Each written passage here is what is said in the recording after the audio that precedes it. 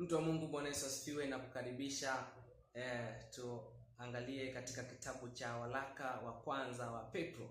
Waraka wa kwanza wa Petro sura ya 2 na mstari wa 24 na wa 25. Neno la Mungu linasema, yeye mwenyewe alizichukua dhambi zetu katika mwili wake juu ya mti, tukiwa wafu kwa mambo ya dhambi, tuwe hai kwa mambo ya haki, na kwa kupigwa kwake mliponywa. Kwa maana mlikuwa mnapotea kama kondoo, lakini sasa mmemrudia mchungaji na mwangalizi wa roho zenu. Tunaona hapa anasema kwamba yeye mwenyewe alizichukua dhambi zetu katika mwili wake juu ya mti, tukiwa wafu kwa mambo ya dhambi, tuwe hai kwa mambo ya haki, na kwa kupigwa kwake mliponywa.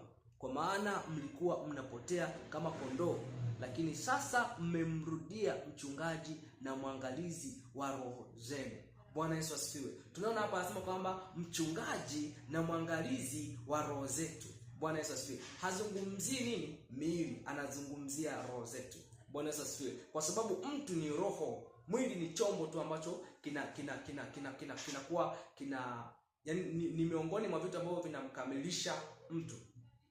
Ili aweze kuwa manifested, aweze kudhihirika katika ulimwengu wa mwili, kwa sababu katika ulimwengu wa mwili hauwezi kuoperate pasipo mwili. Kwa hiyo ndio maana hata Mungu mwenyewe ili aje atuokoe wanadamu, ilibidi aje kwa katika udhihirisho wa kimwili. Ndio maana Yesu alizaliwa ili awe na mwili, ili aweze kutuokoa. Tunaona hata pia shetani hawezi kufanya kazi, yani spiritual, yani kiroho, kwa sheria za ulimwengu wa roho.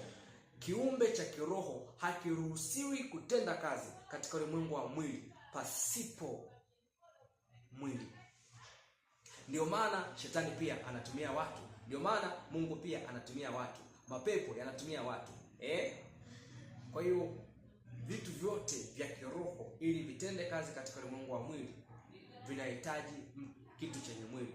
Ndio maana Mungu mwenyewe anasema kwamba naangalia mtu ambaye amesimama katika nafasi ili afanye nini? Aweze kutenda kazi yake. Ili aweze kutenda kazi yake. Kwa sababu gani?